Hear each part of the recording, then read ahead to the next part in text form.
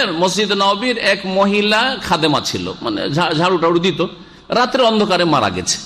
সাহাবীরা চিন্তা করলেন যে একটা মহিলা, তাও কালো মহিলা আর গরিব মহিলা, ঝাড়ু দেয় ক্লিনারের জন্য, নবীকে জাগাবো, রাত বেশি হয়ে গেছে, গভীর রাত, রাত্রে দাফন করে দিয়েছে।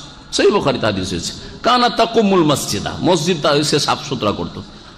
সকালে দেখছেন যে দিনে যে মহিলাকে দেখছি না, কি ব্যাপার, ও তো একটু ঝাড়ু টাড়ু দিত মসজিদ, দেখছি না। জিজ্ঞেস করলেন যে কোথায় সেই মহিলা? বলছে যে মাতাতিল বারেহা, গত রাতে মারা গেছে। সে মারা গেছে, দাফনও করে দিয়েছি আমরা। আপনাকে জাগানো পছন্দ করিনি, আমরা দেখলাম যে আপনাকে জাগানো ঠিক হবে না, আমরা নিজেরাই জানাজা পড়ে দাফন করে দিয়েছি। নবী করিম সাল্লাল্লাহু আলাইহি ওয়াসাল্লাম বললেন যে দুল্লুনি আলা কবরিহি, ওর কবরটা কোথায় আমাকে বলে দাও। ফাদাল্লাহু, কবর বাতলে দিলেন যে অমুক জায়গায়, এই কবরটা হচ্ছে ওই মহিলার কবর। নবী সাল্লাল্লাহু আলাইহি সাল্লাম কবর সামনে করে জানাজা পড়েছেন, সেই দিনের ছিল। এইখান থেকে অনেকে বলেছেন যে যতদিন পর্যন্ত মোটামুটি লাশটা সরেনি, 15 দিন, 20 দিন, মাস এর মধ্যে হইলে জানাজা পড়ে নেন কবরকে সামনে করে। কিন্তু 2-4-5 বছর হয়ে গেছে, 7 বছর হয়ে গেছে, 10 বছর হয়ে গেছে, পড়বেন, এরকম করিয়েন না। আর আবার কেউ কেউ বলেছেন পুরাতন কবর হইলেও পড়া যেতে পারে। আর একদল বলছেন না, মোটেই পড়া যাবে না।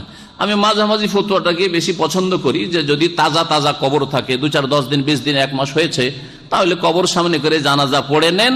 এই সুন্নতটি আমাদের দেশে চালু করা উচিত। আমি করেছি। আমি দেশে গেছিলাম, আর আমার নানি শাশুড়ি মারা গিয়েছিল, তখন অনেকদিন আগের কথা বলছি। তো গিয়ে 3-4 দিন আমার হয়েছে, 3-4 দিন পরে গিয়ে পৌঁছলাম, মারা গেছে।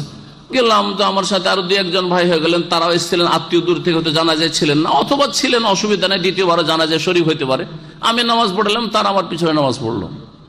এই আমলগুলি করা যেতে পারে ব্যক্তিগত। এর জন্য ফিতনা করতে যাবেন না। কেউ যদি বাধা দেয়, আপনি একা গিয়ে পড়ে আসবেন। জরুরি নয় যে গ্রামবাসীকে ডেকে 2-4-10 জন হইতে হবে, একা গিয়ে জানাজা পড়ে আসবেন। জি, জানাজা হচ্ছে দোয়া, সুতরাং জানাজা কবরকে সামনে করে পড়া যেতে পারে।